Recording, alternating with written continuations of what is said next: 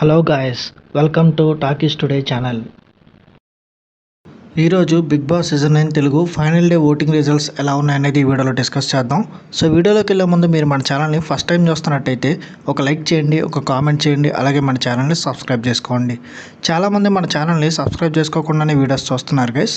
మీరు సబ్స్క్రైబ్ చేసుకుని చూడడం వల్ల ఛానల్కి ఎంత ఎంకరేజ్మెంట్గా ఉంటుంది. సో సబ్స్క్రైబ్ చేసుకుని వీడియోస్ చూడండి. ఇంకా లేట్ చేయకుండా వీడియోలోకి వెళ్ళిపోదాం. Let's get started.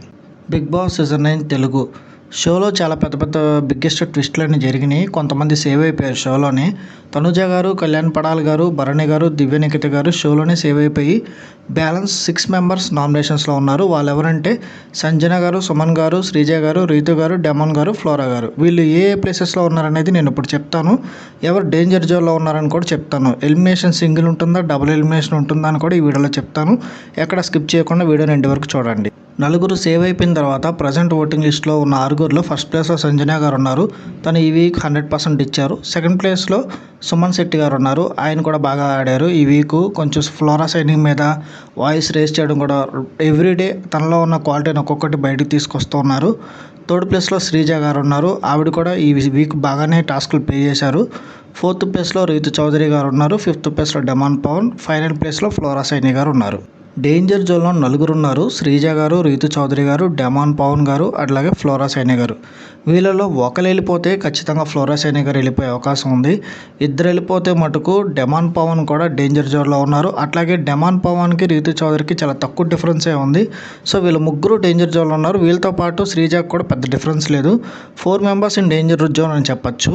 ఇక్కడ సాటర్డే ఎపిసోడ్లో కొన్ని ట్విస్టులు జరగబోతున్నాయి. ఆల్రెడీ సాటర్డే ఎపిసోడ్ షూట్ అయిపోయిందని సమాచారం ఉంది. ఇక్కడ ఒక ముందు సీజన్లో బ్రహ్మాస్త్ర అని ఒక పవర్ అనేది చూసాం. అది ఈ సీజన్లో కూడా ఈ ఎపిసోడ్లో జరిగిందంట.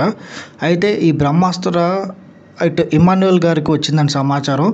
డబుల్ ఎలిమినేషన్ పెట్టి ఇద్దరిలో ఒకరిని సేవ్ చేయాలన్నప్పుడు బ్రహ్మాస్త్ర యూజ్ చేసి ఇమాన్యుయల్ ఒకరిని సేవ్ చేస్తాడు అనుకుంటా.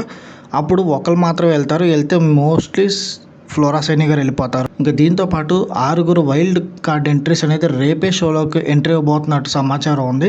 చూద్దాం వాళ్ళు రేపు వస్తారా లేదా సోమవారం ఎపిసోడ్లో వస్తారా అనేది ట్విస్ట్ అయితే ఉంది. సండే ఎపిసోడ్లో కంప్లీట్గా ఇన్ఫర్మేషన్ బయటకు వస్తుంది.